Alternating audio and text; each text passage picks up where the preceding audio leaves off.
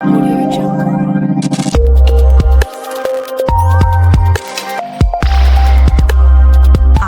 Maharashtra Trilok news चॅनलला subscribe करा आणि बेल आयकॉन अवश्य दाबा.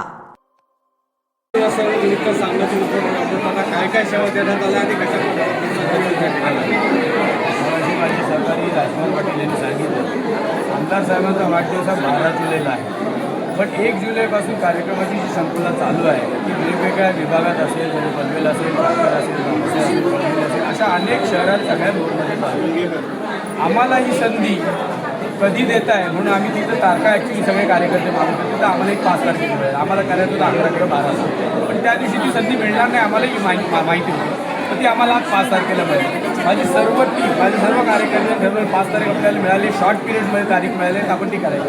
मग काय करायचं तर जनतेच्या म्हणजे शेवटच्या माणसाच्या अश्रू पुसण्याचं जे भाजपाची संकल्पना आहे त्या पद्धतीने आपण नेत्र चिकित्सा शिबिर ठेवू ही योजना ऐकली. पण नुसतं नेत्र चिकित्सा शिबिर न ठेवता त्याच्यावर आपण चष्मे देऊ आणि त्यातल्या त्यात ज्याला मोतीबिंदू असेल त्यांचंही ऑपरेशन आपण या ठिकाणी मोफत करण्याचं आयोजन केलेलं आहे. आता जर तुम्ही बघितलं, तुम्ही स्वतः इथे सकाळपासून कार्यक्रमात आहात, सकाळी 8 वाजल्यापासून जी लाईन चालू झाली ती आत्ताही अजून खूप चालूच आहे.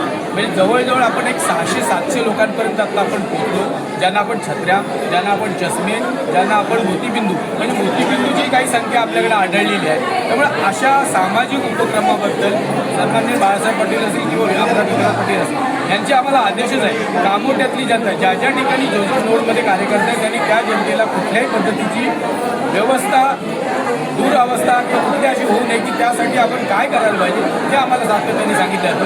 म्हणून आपण ह्या कार्यक्रम आजच्या ठिकाणी हे केला आणि माझ्या टीमनी म्हणजे नावं घेतली तर भगवान असेल, शिव असेल, बरेच कार्यकर्ते असे आहेत की त्यांनी सगळ्यांनी दिवसभर म्हणजे रोज सुशांत काटकर असेल अशी प्रत्येकाने आम्ही 5-5 दिवस आढावा बैठक कार्यक्रमाचं नियोजन करून आज कार्यक्रम हा चांगल्या ठिकाणी आपण बघत असेल तर खूप चांगल्या पद्धतीने सक्सेस झाले. आपण घेतलेले सामाजिक उपक्रमासोबतच दादांनी आयुष्यमान कार्ड जनतेला त्या ठिकाणी जाहीर केलेलं आहे. कसं पाहत आहे त्या ठिकाणी आत्ता आमदारांनी या मंचावरच डिक्लेअर केलं की पनवेल विधानसभेमधील ग्रामीण भाग असो, शहरी भाग असो, प्रत्येकाला आव्हान केलं आणि ज्या ज्या ठिकाणी 1 जुलैपासून जो कार्यक्रम चालू आहे त्या ठिकाणी त्या जनतेला आम्ही आव्हान करतोय की आपण या 12 जुलैला आम्ही जो कार्यक्रम ठेवलेला आहे त्या कार्यक्रमाला आयुष्यमान कार्ड योजना म्हणजे 5 लाखाचा आयुष्यमान कार्ड जो खर्च असतो, मेडिकलचा खर्च असतो तो आम्ही करून देणार आहे त्या आयुष्यमान कार्डाच्या मार्फत. म्हणजे दीनदुबळ्यांना कुठल्याही आरोग्याची दुरावस्था होणे काळजी घ्यावी म्हणून आम्ही ते आव्हान केलेलं आहे आणि मला वाटतं जनता त्याला भरपूर प्रतिसाद देत आहे.